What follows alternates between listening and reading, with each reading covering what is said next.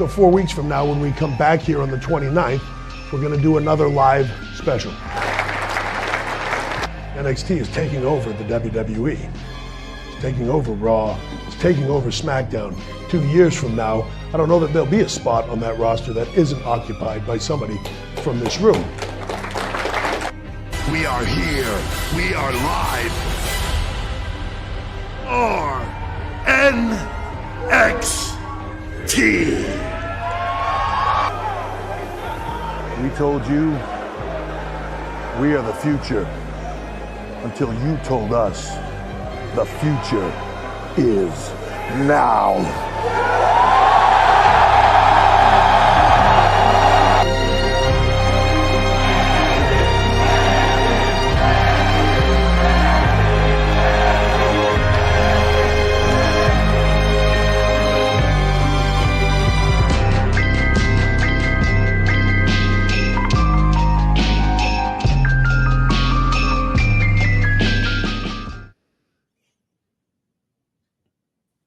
North-South Connection listeners on all podcast applications and viewers here on our YouTube channel.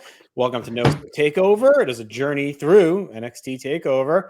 We are quickly, honestly, moving through these so far. We're already into mid-2015 as we chug along. I'm JT, joined as always by Aaron and Jenny on this journey. How are you guys doing? I'm good. I have a question. Wonderful. I'm not unhappy with what you've done or chosen to do. Why is my the only picture in the intro that's not like posed? You know, I couldn't find a posed picture. You're like this. You're like, I'm like. That's the only one I could find anywhere of you. That's the only one you could find of Aaron. I've seen 100 pictures of y'all together. No, well, he's always doing a stupid, either kissing me or doing some stupid face. It's like it's hard, you know. Yeah. I don't photograph well. No. If you want, I could do like a laser background. Aren't you an actor? Yeah. I'm retired. You used to photograph well. Yeah, hey. I was told that I could be the lead actor's best friend. Okay. Okay. Much like Almost Famous, his looks have become a problem. So anyway, this is simulcast on video though, so we're gonna have to deal with it.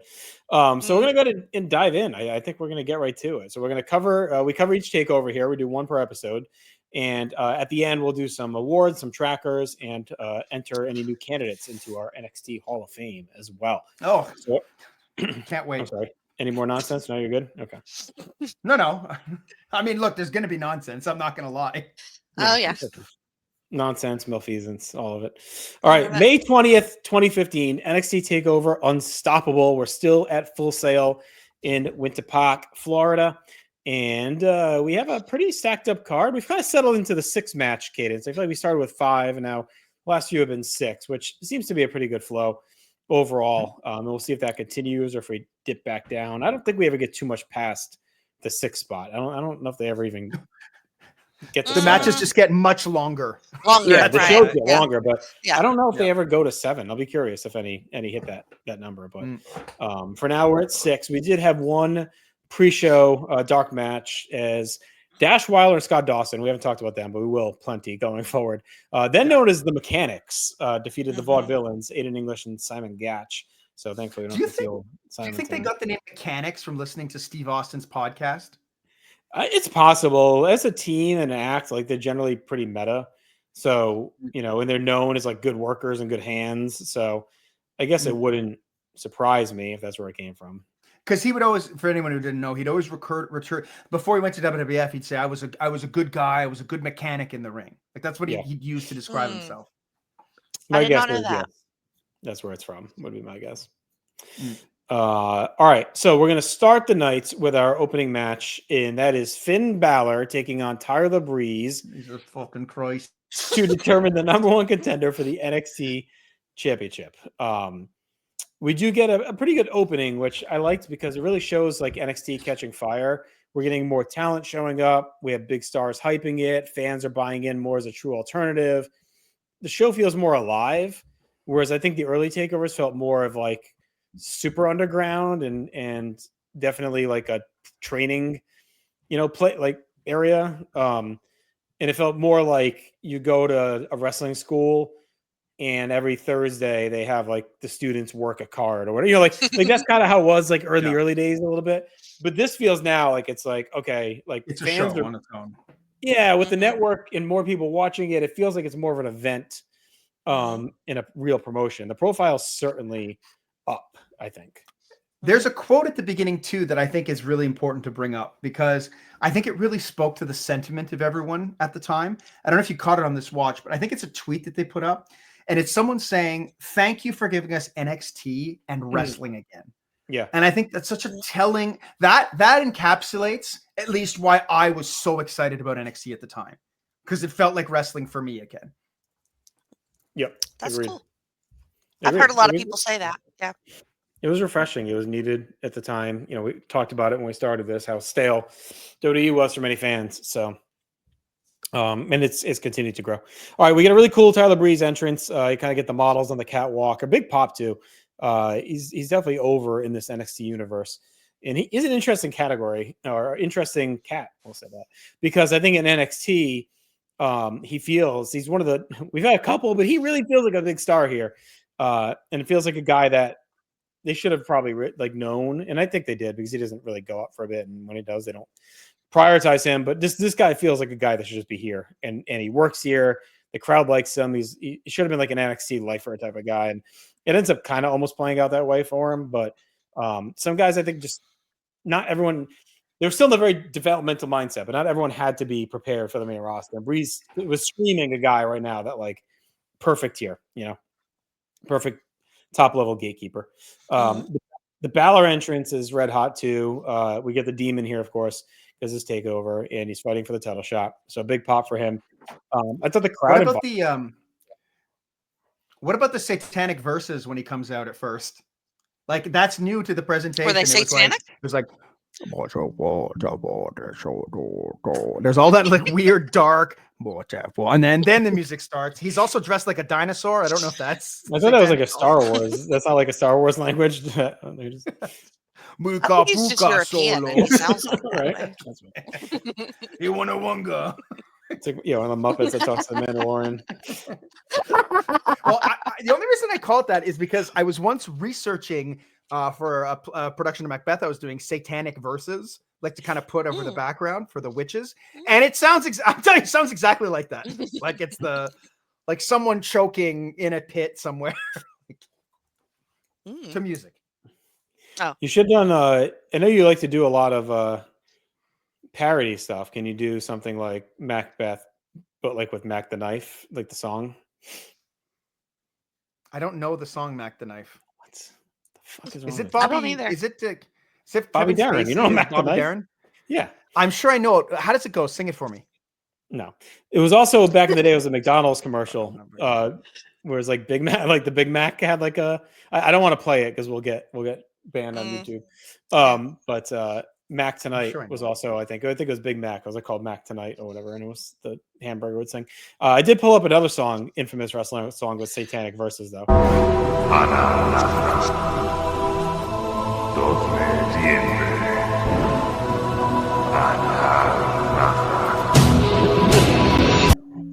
Dote Diente has lived rent free in my head for like 25 years. I want to take my clothes off when I hear that song. Dote Diente. Cabale. I go from satanic to like from the islands very quick. The lime and the coconut. Are you listening to that? I'm listening to it now. Hold on. Fucking Ed Sullivan's doing a long ass introduction. Oh my god! You couldn't find a version that's just the song?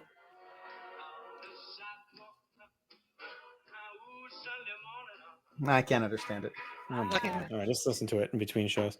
All right, the crowd is pretty split here, which I thought was cool, and again shows the overness of Breeze. Like I didn't think it was overwhelmingly pro Finn. The crowd really hanging with him. He's developed so much. I thought the highlight spot of the match was Balor's dive off the entranceway. It was kind of a cool standout moment, and the match itself is pretty good. It goes 11:30, so they kept it tight. Balor, like it feels like he's been leveling up a lot, but the rungs are like there's not a lot of gap between these rungs because they've had to stall a little bit to get him up there.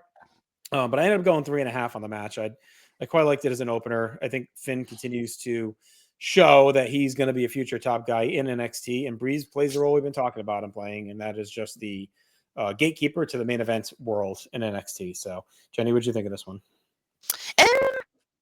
So I was not as high on this.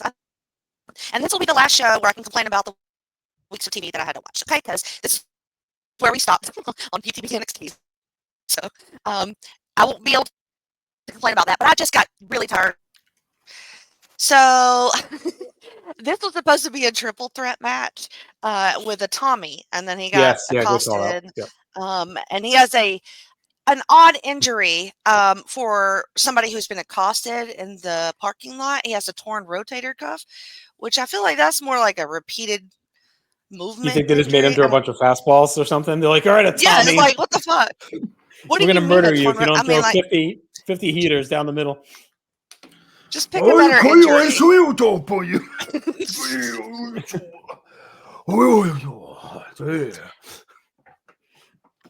I just, I was just really tired of Tyler in this role.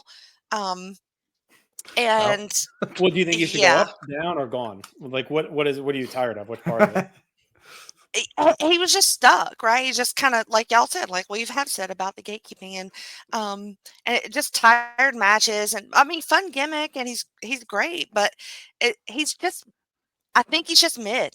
Ultimately, well, and the problem for him is like if he was ever going to be world champion in NXT, like that time is now gone. like his window was like early, right? Bo Dallas, like maybe Neville era, but now that we have, Kevin Owens, Sami Zayn, Finn Balor, other guys on the way in soon, so it's like it's like he missed the window to have any kind of chance, but. I just thought it was a decent match. I gave it 2.5. But there was nothing special here. And would have been better with Mac the Knife in it. Yes, definitely. What is that?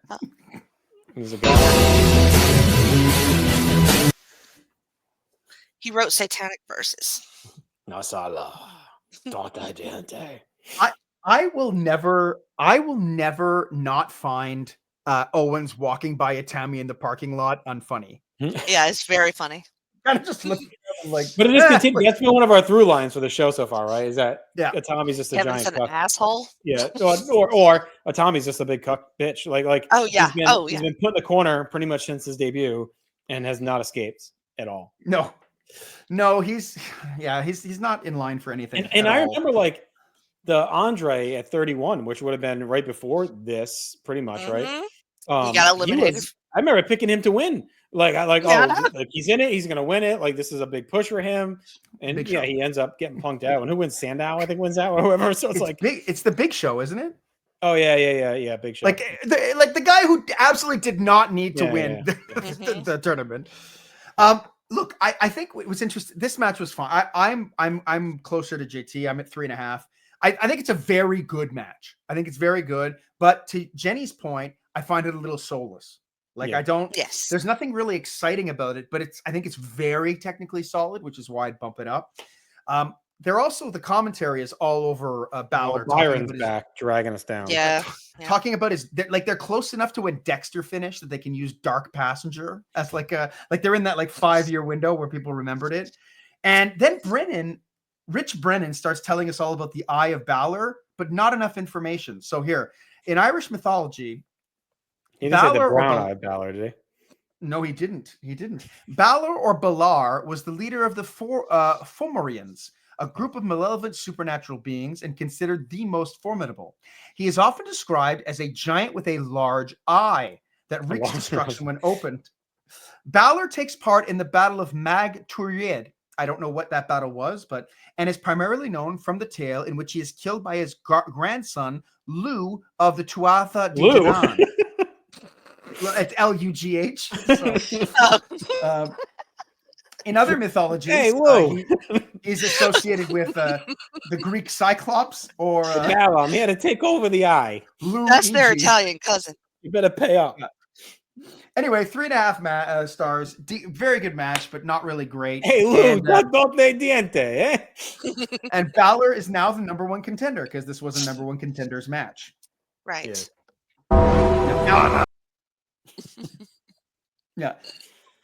All right. Now, Finn. here's the thing about the number one contenders match before we go on, though. Yeah. Like, they really play it up. Like, oh, he has won the number one contenders match. He is here. Did he not just win a number one contenders match at the last takeover as well? I thought the same fucking thing. I'm like, how many? Like, so did he? He must have had a title match on TV. I'm guessing. No, he didn't. So they just make him do it again. Or is he I don't know why. on the line against Breeze? Is that what it is? Like, no, it was like they were doing something that was leading to the number one contender match. That's what was in the match preamble, right? Yeah, it was very confusing to me because I'm like, how many times is this guy? It was him and Neville.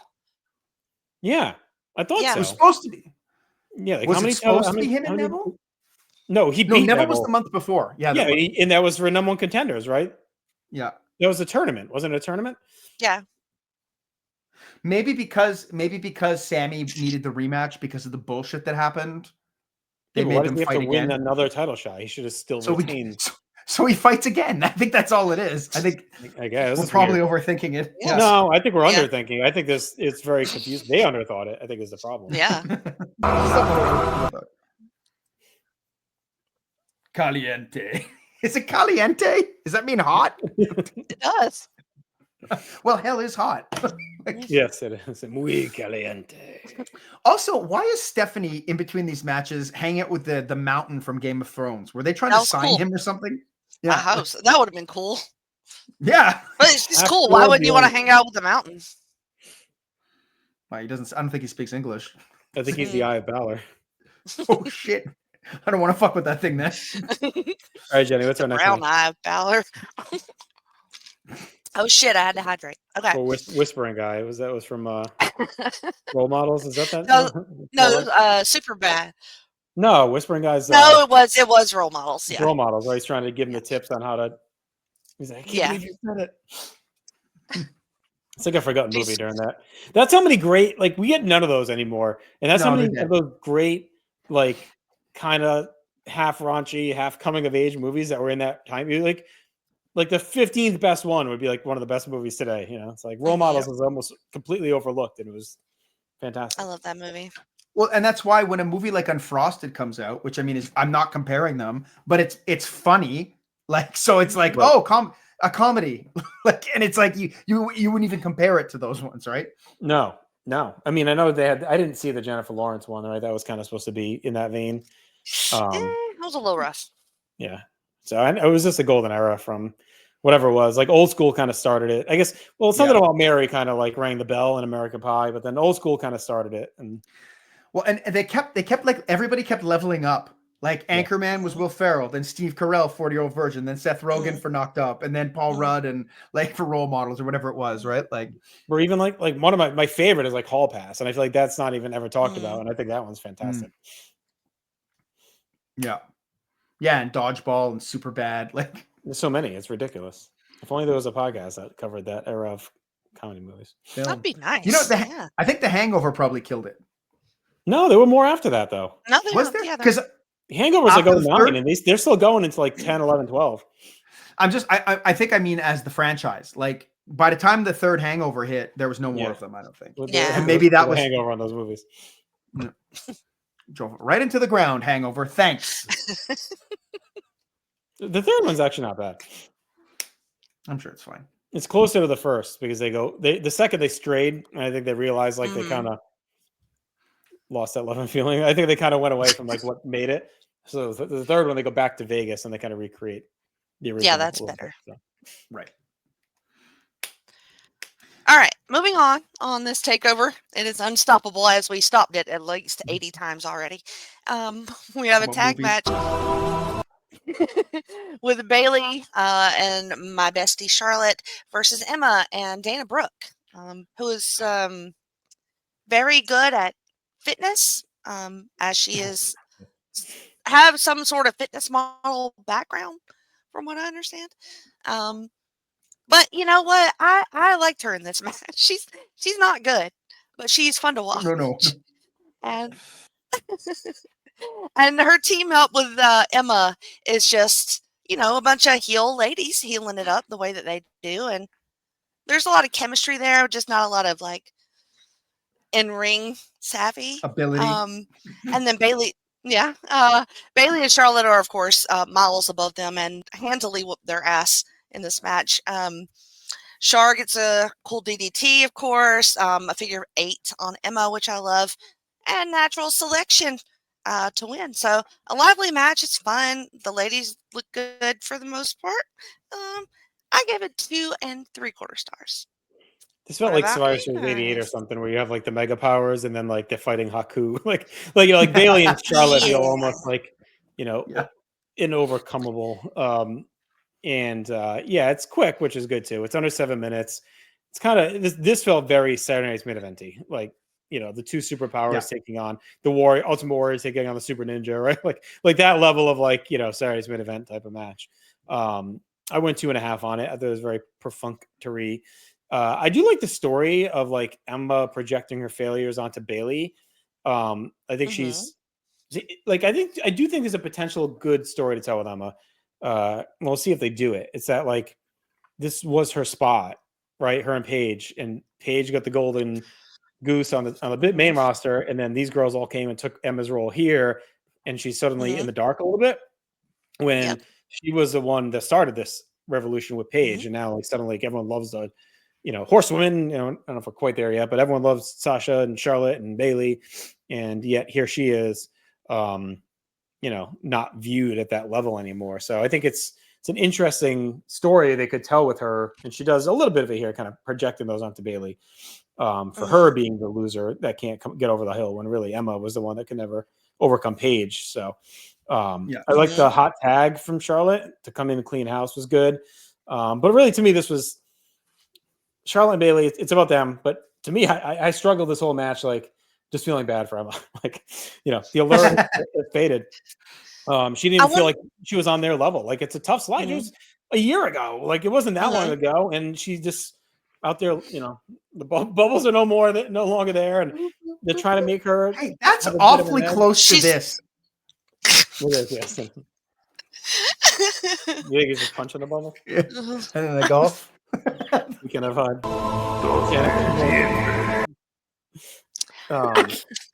So that really kind of hung the match up for me. It was like I just felt bad. It was like Paige and Emma, Paige and Emma, Paige and Emma was all you heard in the early NXT days. Paige is, just had a huge match at WrestleMania. Was on top up there, and now it's like Emma's in a job squad team here.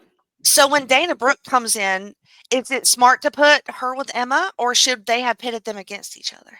No, I think Order is going to help Dana because Emma's still she's a good mechanic, right? A good technician. So like she's going to be able to help Dana in a way, and she can, sometimes for certain wrestlers, men or women, the best matches include other people doing the work for them. Like so, exactly. I think the best Dana Brooke matches are going to have Emma wrestling 80% of it, and her coming in for some power spots. Like if anything, she's better suited as like a bodyguard to me, than an actual worker, and I think we'll see that continue to be as a trend for her. They're like their characters on the TV show. I remember quite liking. Like they meshed well as characters, right? But that's why I wouldn't want them separated and fighting each other because I actually thought they were pretty decent together.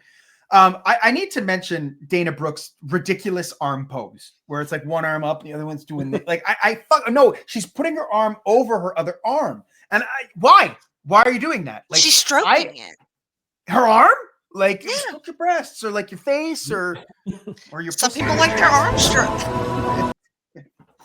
Some people have, sensitive arms. I just have an issue with poses that like, look, you're going to do this. There's a bunch of poses that feel natural. This is not it. Rolling your hand down your arm. Also, she is completely unrecognizable from what she looks like today. Oh yeah. Like it's a completely different person. It's she's on like the JWoww facial recognition plan. Yeah. She's finished. She's just finished. Bayley also almost fucking falls during her entrance. She doesn't turn and she stumbles. Oh, I wish she would have fallen. That would have been amazing. Also, Charlotte at this point is like 1000% the main roster. Like there's no purpose for her being in this anymore at all. Look, all my comment on the match is it's fine, but it's rough whenever Dana gets in there. Like she's very behind. She can't take a big boot properly. And there's a moment where I think Emma's in the figure 8 and she goes to break it up, but she waits for Bayley. So it's like she brings her hands up and she stays there. Like, yeah, she was like a throwback to the 5 or 6 years ago where they were just bringing these fitness models and whatever that would come in and they would just throw them into the deep end and like start wrestling when they didn't really have much training at all. That's what Dana feels like here for sure. Like super green, but at least this is developmental, right? Versus like some of the poor girls that got thrown out there on the main roster. But this is why I think she might have been. This might have been better as like Charlotte versus Emma with Bayley and Dana in the corner or something like that. If you want, or Charlotte and Bayley's corner, however you want to do it, or Bayley versus Emma with Charlotte in the corner. Yeah. The one I like that. Up now, right? Yeah. So something like that might have been better. Let Dana just maybe get leveled by Charlotte and that's it, versus trying to carry some of the match. But whatever, they're using this to test her out. So the dumbest thing Byron says though in the match after Bayley and Charlotte win, he goes, Bayley and Charlotte didn't need to be best friends, but they've been acting like best friends literally all night. Like from the moment they didn't need to be though. They didn't need to be. They didn't need to be. I'm at 2 stars for this one. This is one of the ones that I get is rough, but I think it's kind of it's really because of Dana. I think anything else would have been fine. Right after this, we get the presentation of the people in the crowd, and that gives us Billy Kay, Peyton Royce, my favorite. Oh, Peyton Royce, love of my life. Apollo Crews, and a guy who looks like Vincent LeCavalier.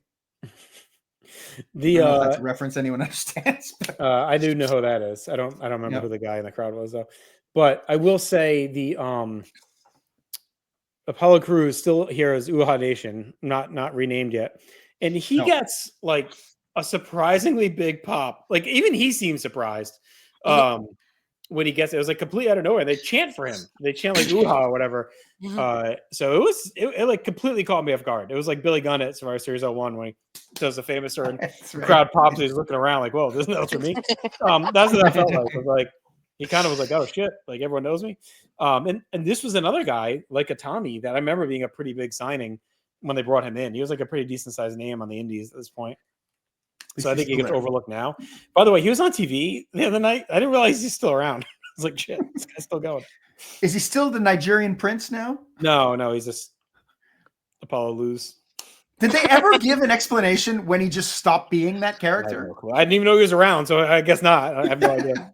Because he went from like happy guy to like weird African king with a bodyguard dressed in a fucking Saddam Hussein costume to now just another guy again. Like, I don't know how you come back from that. I don't know. No one remembers. That's how. Anyway, of all fucking people to come out next, it's Rhino. We're getting Baron Corbin versus Rhino, which is our next match. And look, Rhino's a guy I have come to appreciate a lot through his TNA work. Like through his ECW work. I'm like, oh, like, okay, I get it. Because I never liked him when he was in WWF. He just didn't click for me.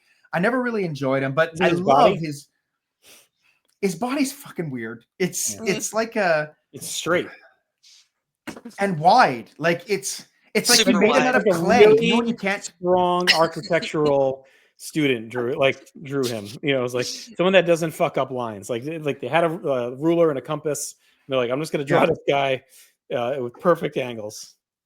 And it's like when you were to make something with clay, but you don't know how to do shoulders yet, so you just kind of make them straight. He's like a bulky stick figure. And he's always wet. I don't want a picture of rhinoceros wet. Like I don't want rhinoceros. None of that works for me, but his TNA work is very good. Now I say this. Now this is 2015. When I say his TNA work, I'm talking about like 2006, 2005. Not now. It's 2015 in this thing. He's still into. He's just leaving TNA now. 2000. I know, but I haven't watched that yet, so it's very possible I will sour on his TNA work at some point. Baron Corbin always looks like he's just been kidnapped when he comes out. He's got that scared look of like, where am I? What am I doing? Please let me go home. The hood off him and it's like light suddenly. He's like, yeah. And I love that Vince McMahon clearly saw the lighting that Baron Corbin gets, the white, and was like, I'm going to make that for Sheamus. Like, I'm going to make him look even fucking whiter. I'm going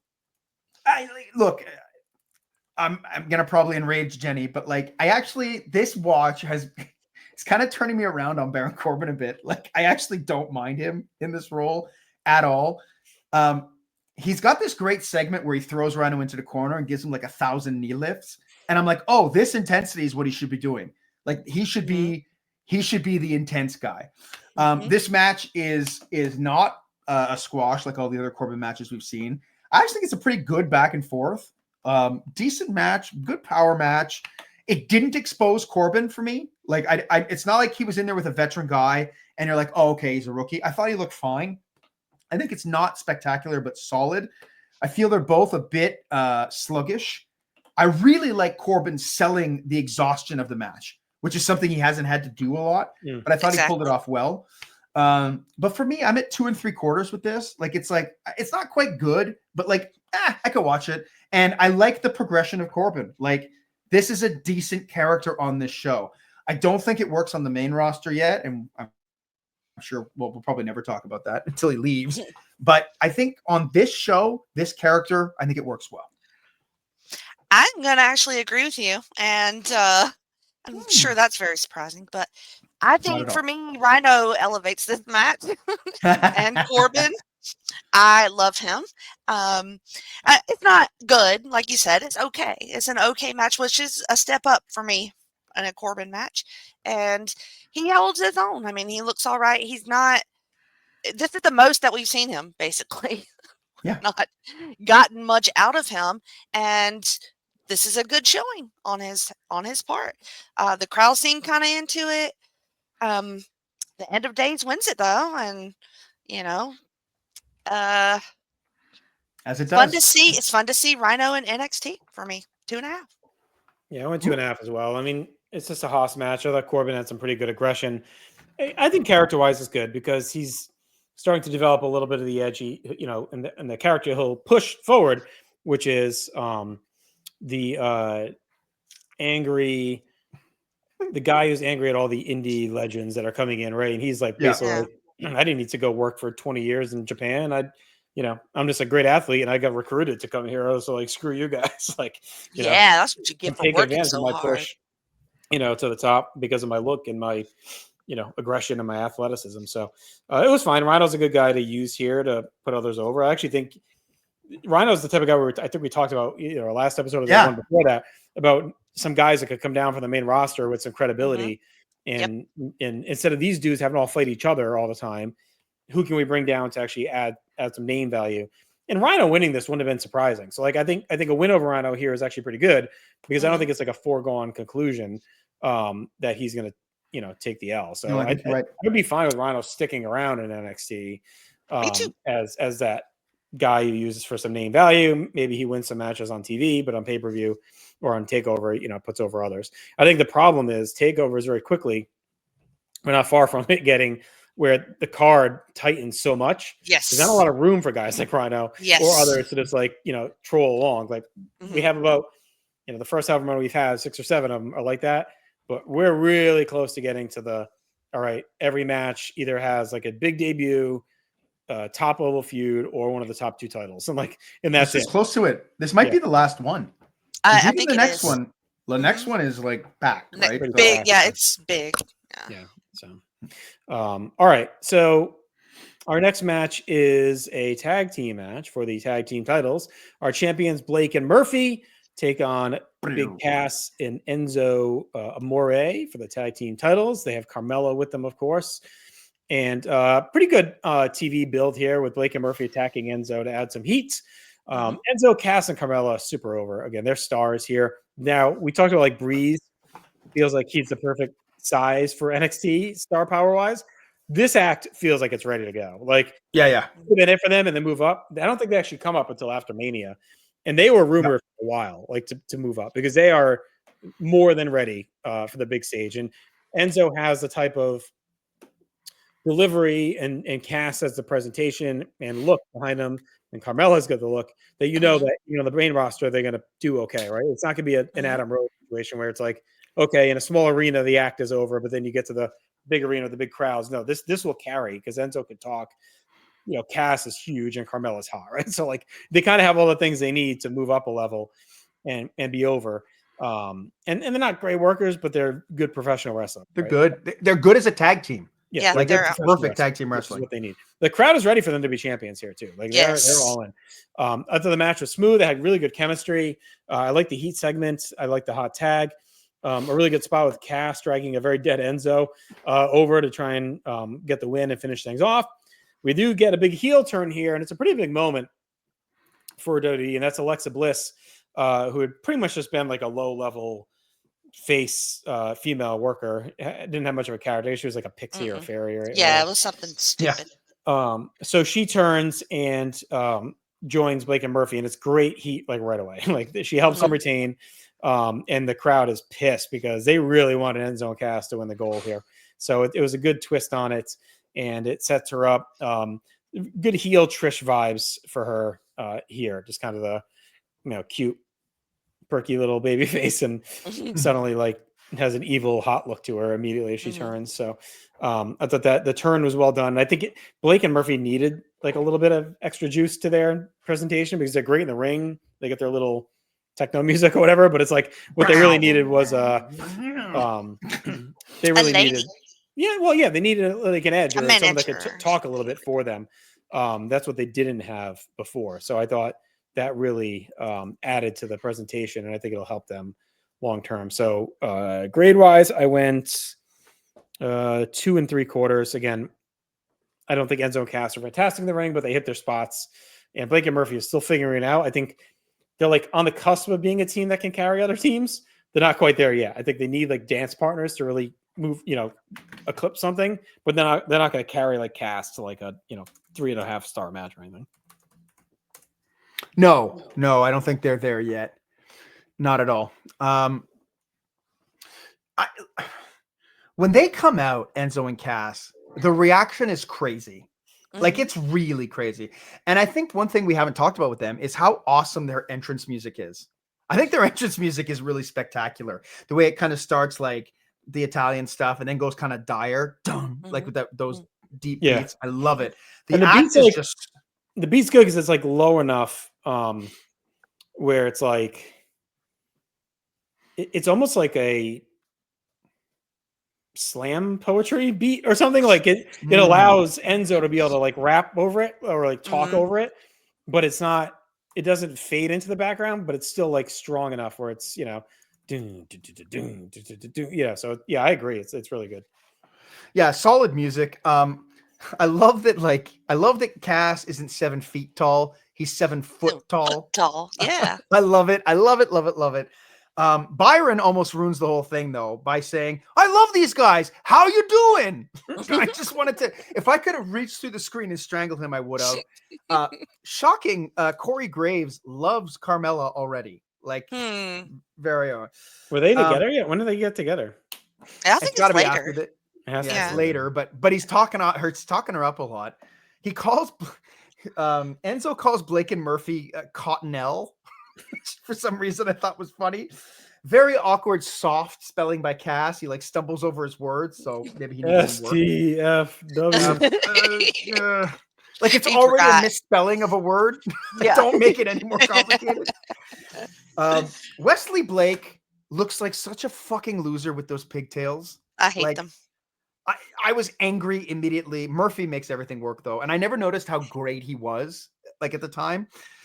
Did you guys catch Fat Young Revival in the promo package beginning? They're there for like a second. But they have way more hair than they usually do. I feel like Enzo is just one of these guys who just gets wrestling. Like he just gets it. Like even in the match, he's trying to win immediately. And like, I don't know. I think he's a really great wrestling character.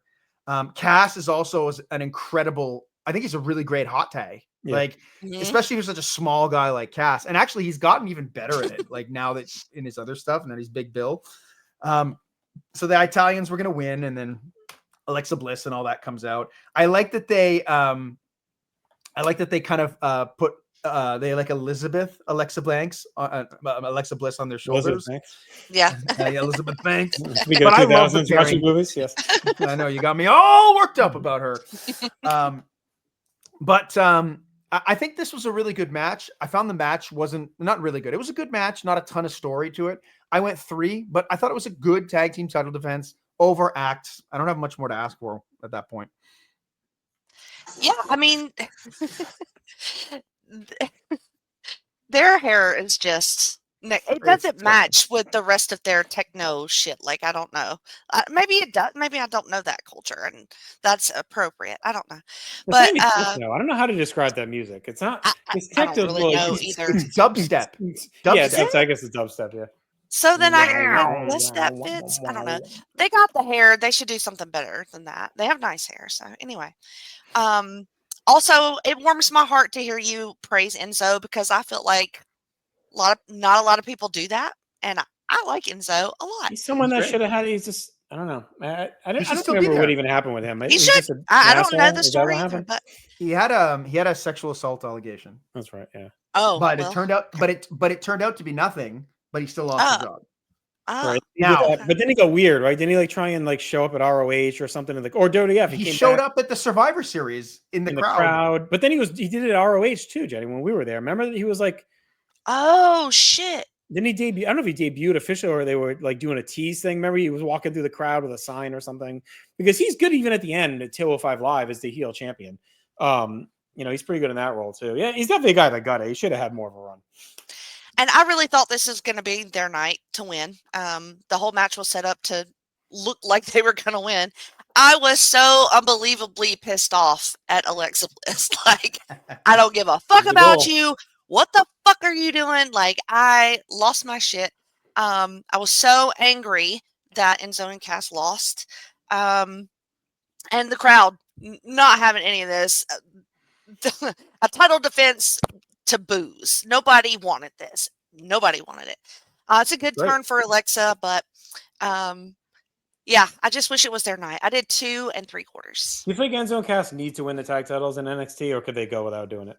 I just think they deserved a little shot. They deserved a little reign. I think they're so over that it almost does. I see what you're saying. Look, they're clearly the most. It's more over they team, just. I guess it's more like, do they deserve the moment more than the run? Like, but not everyone's going to get the titles before they leave. Like, not everyone's going to win the title and then leave. So they may be better served to put over Blake and Murphy with some heat. Like that. That might be a better goal to use them for before they move on. But they don't move on anytime soon anyway. I mean, again, they don't. Right, they're still there for a little bit. Yeah. But I would assume that they're. Yeah, I wonder if their Raw debut is their moment, more so. Oh, because for sure. Because it was a bit more of a surprise because they hadn't won it. But who knows? Yeah. I mean, that's a big moment of that Raw after Mania is them. I mean, there's nothing else really that night. No. Everyone was tired from the night before anyway. The what? All right. Yeah, we're still wiped out. The main event is still going on. We get a video package of Sasha and Becky, who we got coming up next. So I just ended up not taking notes because I love this match, and I can't just sit there and just like analyze it, because I just went into it and I just put my pen down and I just watched it. And so I'm not going to call him moves or anything, but I think like this elevation of Becky is phenomenal. Like, it's not what you expected. Her path has been like, I'm from Ireland, blah, blah, blah, all this crap. And she slowly has worked her way up to get to Sasha. And I think she really worked really hard in this match, and she shows what a future star she will be in this match. You can see flashes of it here. And Sasha, again, I always say it's not my favorite, but she does something in this match where she stops her bullshit thrashing offense, and she is just brutal. Like, everything hits well. She there's not many botches here. It's an emotional match. To me, it's a revolutionary match and a very important one in NXT history, and I give it 5 stars. Oh wow! Oh, shit. Yeah. Right. Well, yeah. I mean, there's a lot that goes into it. It's Becky's really stepping up kind of raising her game, right? Big elevation point for her. She's definitely been lagging behind the other horsewomen so far. She figures out her gimmick a little bit here, right? She debuts the steampunk look for the first time, gets a pretty big ovation. They work with a lot of urgency throughout the match. The atmosphere is great. The crowd is very split again on these two, just like we had in the opener. The offense has a lot of snap, and a good pacing to it. I thought Becky, in losing, sets up her future, at least for the next few years, of being that gutty, gritty, big heart, strong effort, but comes up just short constantly, right? Is never the bride in this division until, the man breaks out, right? In late 2018. So for the next three plus years, she's kind of always in the back seat, but is shows that she can hang and be a great worker and gets the crowd behind her that way. So I thought this was definitely a star-making performance for her. And I thought Sasha bullying her with her offense worked well too. So I went 4.25. I think this one's kind of a forgotten classic. Like, you kind of think of, obviously, the series is coming up for us, the next couple of takeovers, right? You think of that, you think of some of the Charlotte stuff.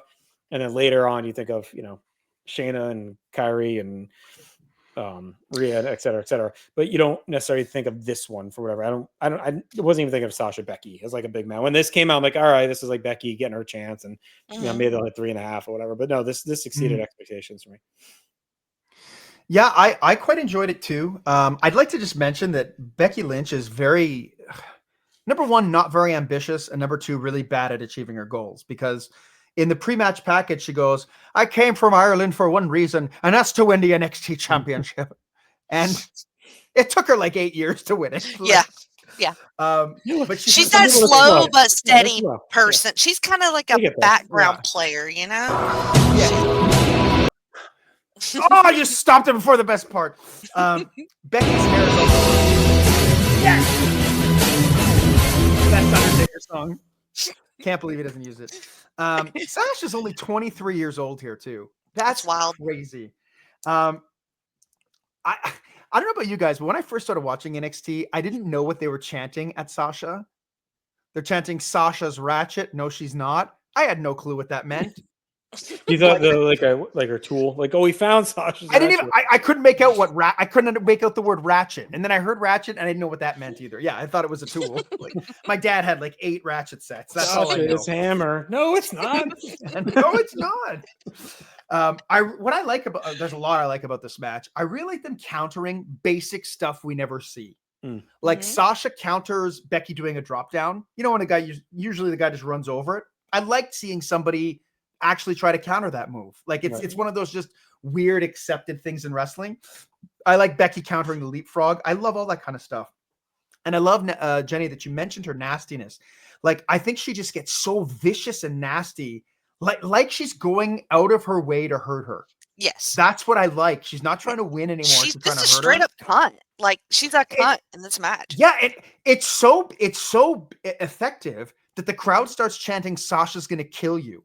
Instead of come on, she's 115 pounds soaking wet. Exactly. That's how good her work is there. Now I have one problem with the match. So Sasha works on that arm for like a good 5 solid minutes, and it's vicious work. Like, she's doing everything to it. And I wrote, as I was writing it, I'm like, she better not use that arm. And within maybe 2 minutes, she's doing everything with the arm. She's not selling it anymore. She's hooking the leg with the same arm. So that's the kind of stuff that, like, I feel like that's the kind of stuff that I don't know if Sasha would do, or Bayley would do, or Charlotte would do. Maybe Charlotte, she's not quite there yet, but it's that kind of stuff that bugs me about the match. It doesn't bug me enough to really ding it too bad or anything. I love Sasha's desperate pin attempt after the double knees in the corner. Like, she's just trying to win the match. But I do like, so, and this is why it bothers me, because so Becky stopped selling the arm, like, for most of the second half of the match. But then when she has to put her arm bar on, she's using her legs because her arm is hurt. And so it's like, okay, you get it. And that's actually really good. Like, I love that spot, but it just lost the consistency for me. Like, and at the same time, she'd been working on Sasha's arm. Sasha sold it the rest of the match, right? I do love the certainty of the finish. It's done with gusto. I'm at 3 3/4. I could be persuaded to go higher if it weren't for Becky's selling. That's what hurt the match for me a bit. But crowd loved her. They chanted her name. She's crying in the ring. Like, I like the match a lot. And her mannerisms aren't exaggerated yet, which becomes a detractor for her. Yes, true. There wasn't like this. Oh god, Yeah, I was watching yeah. Money in the Bank 2022 the other day, and she loses that. That's when Liv wins, and she's like gets knocked off the ladder at the end. And yes, she's like on the rail near the crowd, just she's got the ridiculous outfit, the big time Bex nonsense on. Oh, and she's just doing this and like all shaking, and it's like all right, like it's the Edge school of acting. Like Edge, like post pandemic Becky, like I think distracted her legacy more than added. Oh yeah. Well, I think my thing with Becky is that like I actually think she's legit great for maybe like 8 months. Like, and it's that 2018 to 2019, and it's not bad at any other point, but like she's pushed as though she's great. Like she's pushed as though she's on Charlotte's level. But I think the problem is like others, they waited too long to finally make her the man. And I think her in-ring tapered off as she just got older and she's older, right? Like she had worked a lot in Europe and the India, like different stuff, right? So like I think by the time she finally got to the top, she was like kind of banged up. Yeah. So I think her best stuff in ring is before that because she could work, and then she started to rely more on kind of the pathos of matches, the theatrics. I will say like in my NXT watching and probably wrestling in general, selling is like less of a issue for me. Like, and as NXT gets on and on, like the selling is not a priority in these matches. No, I agree. The only thing I would say to that though is it's hard when like the other person is selling, like because I think that's why it's a spot. Right? Yeah. Like if that's the world, like I can accept Hulk Hogan hulking up because that's what happens in the world, right? But like in this world, someone's arm can get broken in a submission. like we're not doing 18 pile drivers yet, right? So yeah, so you look up Hulk over there. What's he doing down there? Let me tell you, Hulk Hogan. Go beware. You shut the fuck up! I'm Stephanie McMahon. Oh, here we go. Oh boy. I'm sorry, I started it. Someone say shut the fuck up. All right, so I don't know how to do SD Jones's voice, but he's the only one I have there. I'm Princess Leia, or I'm Princess Leia Organo. Today, Vince? You're putting over Princess Leia.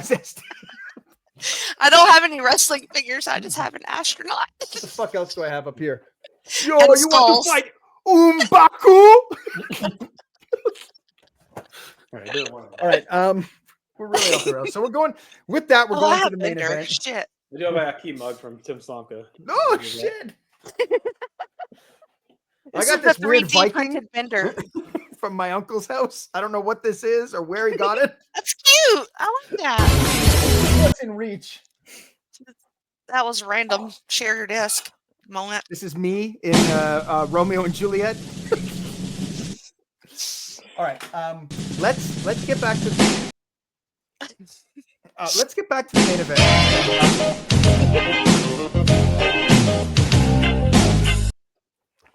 All right, main event time.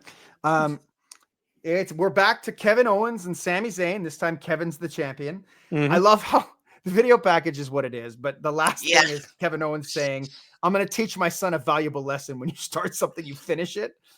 I like that. Like he's going to kill him, I guess. I don't love Sami skipping down to the ring to his music. No. I'm like, okay, but like, what are we doing? You're hurt, motherfucker. Yeah.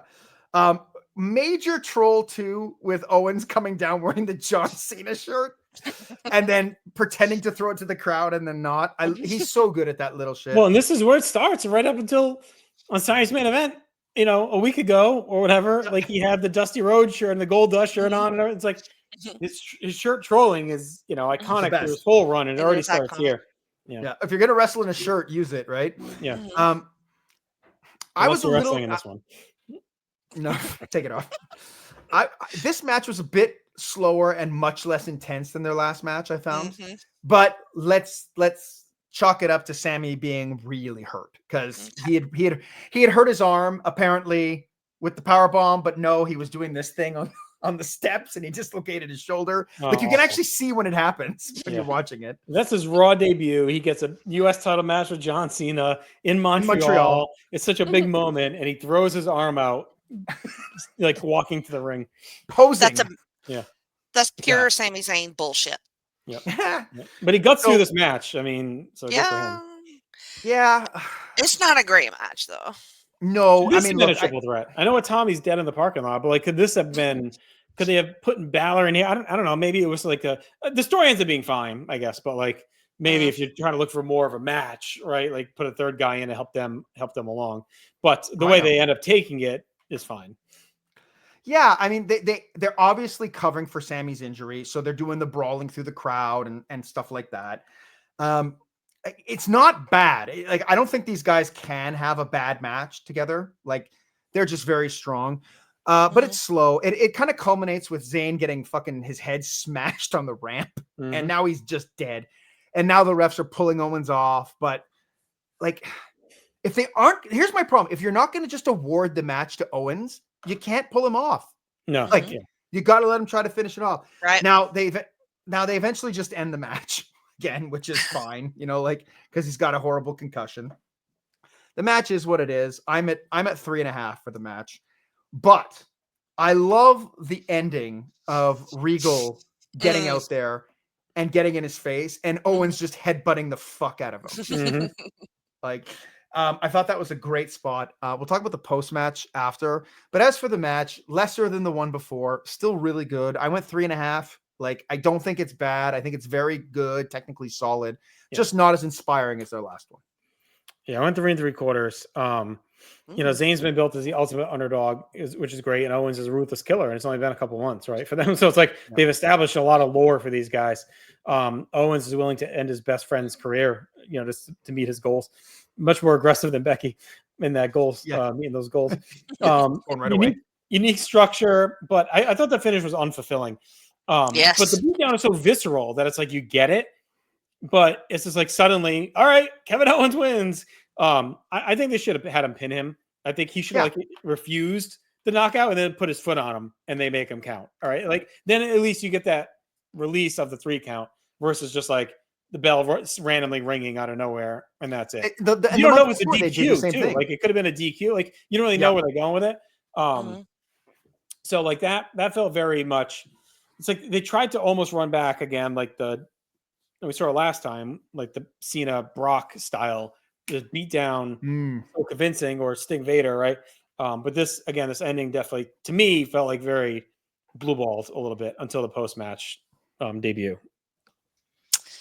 Yeah, I'm at 3 on this. Like, it's just, I don't know. It's disappointing to me. I mean, it's fine as far as, what they're doing.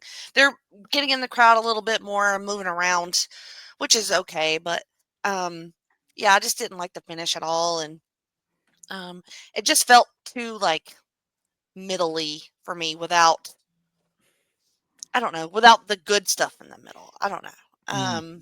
And then the debut is not impressive to me at all. So I don't know, disappointing main event. It's the debut of Samoa Joe comes out. Yeah, and but can we mention that they picked the worst possible music for? Yeah. Me and my buddy, when we heard it, we laughed the whole year.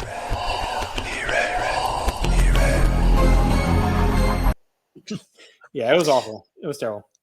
It was like the song they used for Ken Shamrock before he gets the good one in '97.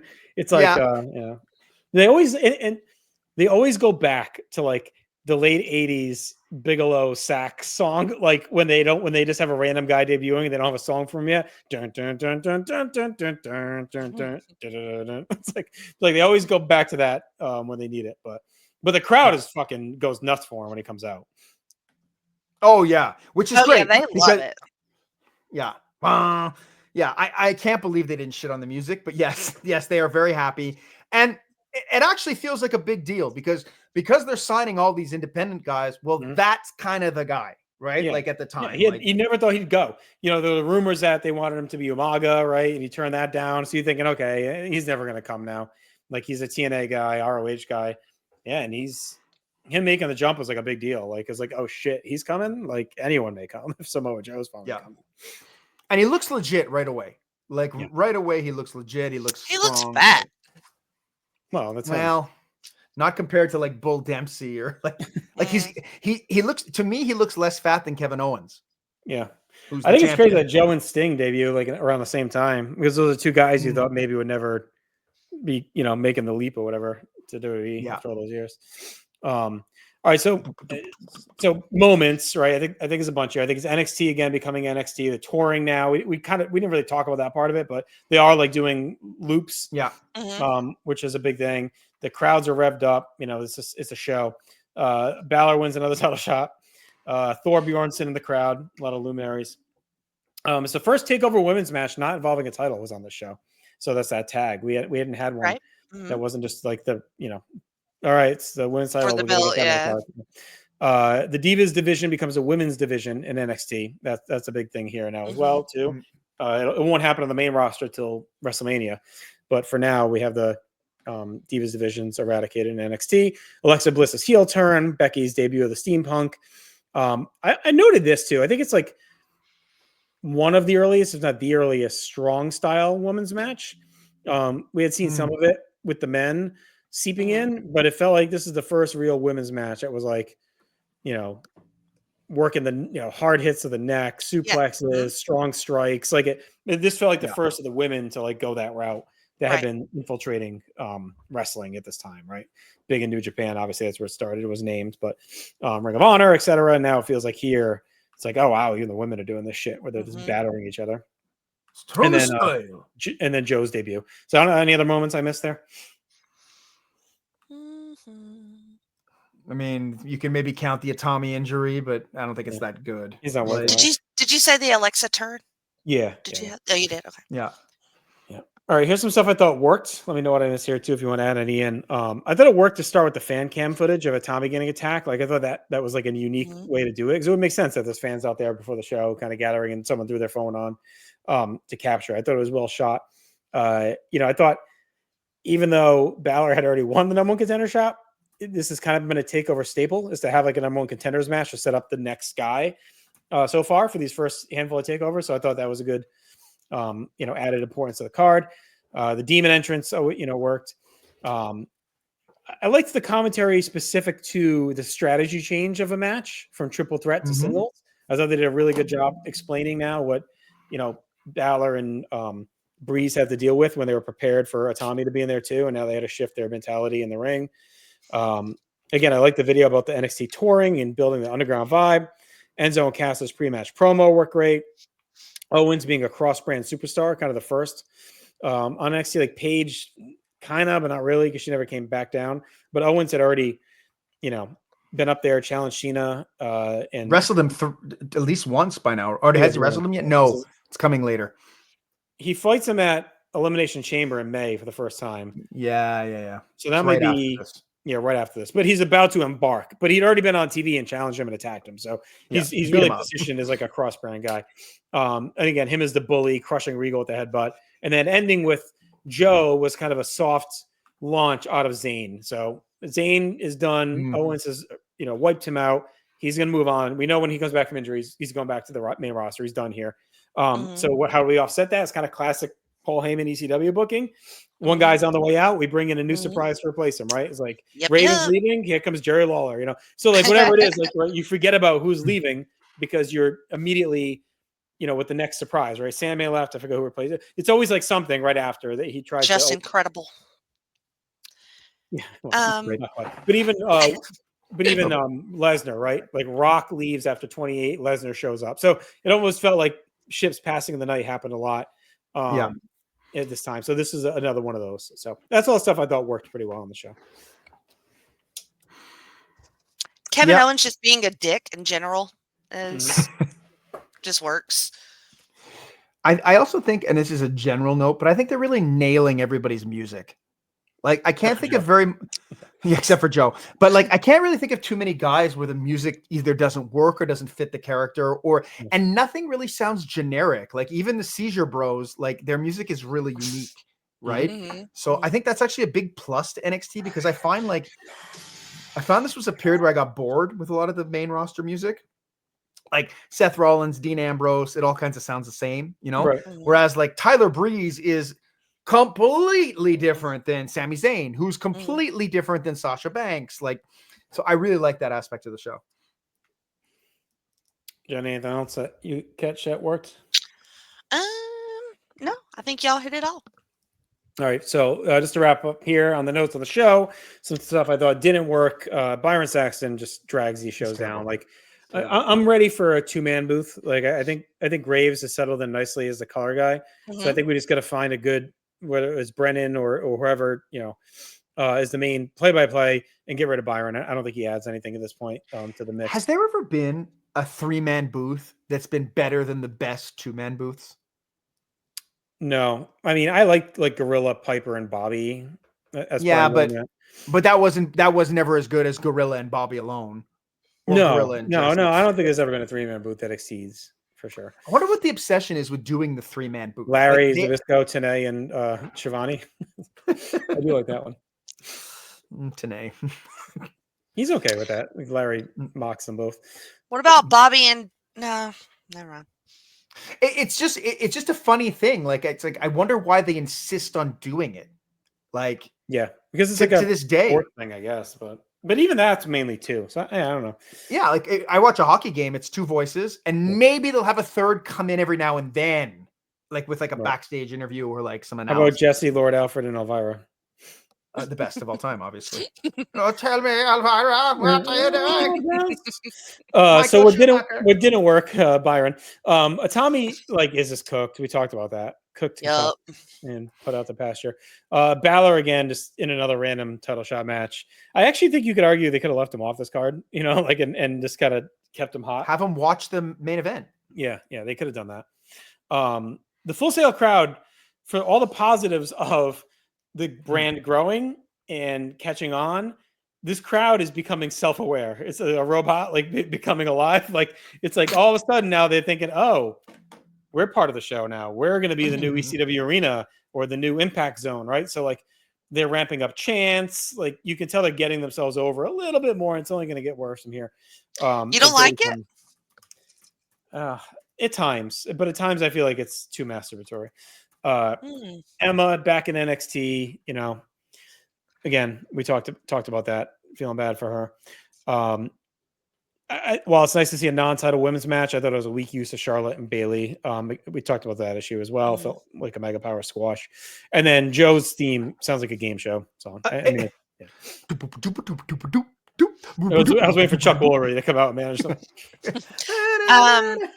Enzo and Cass not winning the titles. Yeah, it's a good big one. Yeah, even though I don't hate it, but I get it. Dana Brooks pose. Locked and loaded.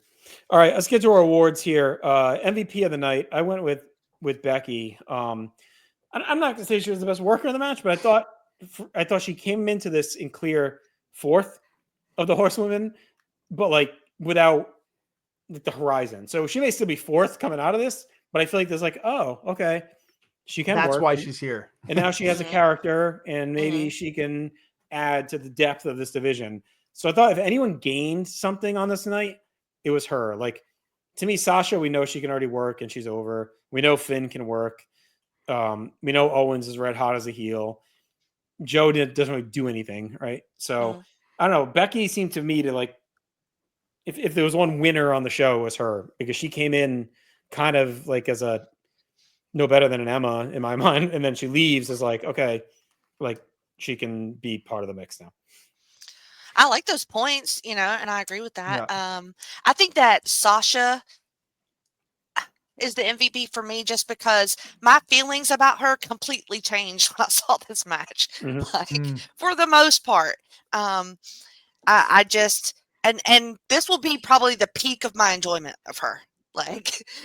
It peaks real early for me and Sasha, so that's why I'm giving her flowers now. For me, it's Sasha too, and I just think that she's so strong in that match. But not only that, I think this was a big proving ground match for her because like the NXT brand of women was getting a lot of like credit and flowers at the time, but Charlotte was involved in every match. And I think that like with her being gone, I think this was really like Sasha's kind of put up or shut up, and I thought she put up really well. She did. And yeah, as much as like, I mean, I kind of poo-pooed on Becky Lynch for not selling the arm. It's a small thing, but I just loved Sasha's work throughout the match. So yeah, MVP. All right, LVP to me is pretty easily a Tommy. I just, this guy came in with hype. He's already been put in the corner multiple times, and now he's just whitewashed before the show, and he's done for the most part. So, like, see, for me, like, he's not even on the show, really. So that's why he's the LVP to me. Yeah. But that's what I went with Dana Brooke, because she's actually on the show. And actively makes a match that she's in worse than it would have been. I feel like it's unfair though, because like she shouldn't even been in there. He's not even on the show, and you're shitting on him. Exactly. He should be on the fucking show. He couldn't even make it. He's really hurt, right? I think he was actually hurt. That's why. Yes. His torn rotator cuff. Yeah. Fuck his rotator cuff. All right, Jenny, you had Tommy as well. Yeah. Okay. Match of the night. I think we're all in agreement based on our grades. Is Becky and Sasha. Yep. I don't think this fell like WWE, especially with that women's match and the structure of the They show. don't do women's matches like this. No, the strong style women's match, the way they debuted Joe, ending a match, the main event without a decisive finish. So there's a lot in there. I actually lowered my grade a little bit as we're talking. So I went 7.5 out of 10. I had it as an 8. I just think there's a lot of there's more what didn't work this time for me than I usually have. But I think when you look at and the match grades were more middling. We didn't really have the one low and a bunch of highs. It was kind of like 2 3/4, 2 3/4, 2.5, which is fine as a baseline, because I think Sasha and Becky really delivers and helps carry the show. And I think the Joe debut plus the finish of that is super memorable. But I would say this is probably one of my lower. I don't know if the grade rectifies it, but one of my lower end takeovers. And something tells me it's going to be one of the potentially lower rated ones for a bit, but maybe not. I don't know. We'll see when the peak starts to ramp up. But yeah, I mean, I'm at 8, but I feel like I just love that one match so much that it really bumps it up. And then, you put it 5, so it's obviously going to bring the whole thing up for you. Bump it up. And this was the TV was so fucking bad that I couldn't believe they put this good of a show together. For a takeover. I was shocked at the quality of this and how it felt different. It felt, you can see the product evolving in these shows. And I will probably regret putting this as high as I am, because we have so many awesome takeovers to go. But I'm going to stick with my 8 for now. Okay. Yeah, look, I'm at a 7, and it's really just, honestly, it's just comparatively. I'm trying to compare them as we go, right? And I thought it was a solid show. Even when you got the 2 3/4 and stuff, I'm not going to be lower on a card because there's a couple of matches like that. I think you need some kind of, if the top stuff delivers, it can still be an all-time card. I don't think this was an all-time card, but there was enough really good on it to boost it up to a 7 for me. Okay. All right. Let's quickly get to our trackers for debuts tonight. We had Dana Brooke, Samoa Joe. I put Apollo Crews. We could have waited for his first match, but I thought the fact that they kind of spotlighted him when they showed him, and the crowd chanted his name, it felt like it was a little bit more of a debut than Peyton or Billy, etc. We'll wait on them. Alexa and then Rhino. So a lot of debuts. Departures, only 2, and that's Charlotte and Becky. So we talked a lot about Becky, and this is it. She doesn't wrestle again. I mean, she'll come back years later for that mini brief dip down. But so what do we think for an NXT grade for Charlotte? I mean, it's an A+, right? Ooh, yes. Okay. And WWE grade? I would say a little lower for Charlotte. I would say to me, I think Charlotte is not there yet. Not that she's not main roster worthy, but I think right now she's not the best worker of the horsewomen. Yeah. I think she becomes the best one of all time when she goes to the main roster. Yeah. So I think her main roster grade should be higher than her. So you think A-, A+, B+? I think that probably that makes more sense. Yeah. Okay. I'm good with that. I'll go with that. A+ on the main roster for sure. And then Becky, I mean, we've only really seen her a couple times, right? On Takeover. I'm okay going like B. B feels good. Yeah. And then I think an A for the main roster. I mean, she's got a lot of good stuff, and she's like a person. It's not my style, but I get it. Yeah. Yeah, I don't like her on the main roster as much, but you can't deny the result. So, would you put them both in the Hall of Fame? No. You wouldn't put Sasha? No, Sasha, we're not Sasha's. She's not done yet. Okay. I'd put Charlotte in the Hall of Fame for NXT, but not Becky. I don't think Becky has enough for the Hall of Fame. I'm okay with that. I don't think she's done in. Yeah. With them, but yeah, I think Charlotte is. If Paige and Emma are in, to me, Charlotte's got to be in. But I'm okay not having Becky in there. You good with that, Jenny? I think you could take Becky out of NXT, and nothing really changes in NXT. I don't think. Right. Except we get a great match here, but someone else might have gotten. If it was Emma against Sasha, maybe you get a great match too, right? So right. All right. So our Hall of Fame right now is Bo Dallas, Cesaro, Paige, The Ascension, Adrian Neville, and Charlotte Flair. Very eclectic group. That'll do it for us. We'll be back in 2 weeks with a very big takeover. It's Takeover Brooklyn 1, which has one of the most iconic takeover matches of all time in a red hot crowd. So we'll be covering that. Be sure to subscribe to everything here at the NoSo Connection. I want to thank you for a fantastic 2024.